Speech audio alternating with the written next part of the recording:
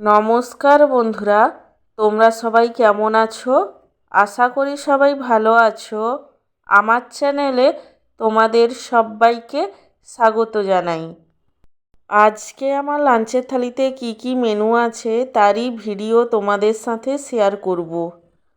আজকে আমার লাঞ্চের থালিতে আছে গরম গরম সাদা ভাত, তার সঙ্গে আছে আলু সেদ্ধ মাখা। আলু সেদ্ধটাকে সর্ষের তেল, নুন আর কাঁচা লঙ্কা দিয়ে মেখেছিলাম। আর আছে পটল ভাজা, উচ্ছে ভাজা এবং সব শেষে আছে পাবদা মাছের ঝাল, যেটা সর্ষে বাটা দিয়ে বানিয়েছিলাম।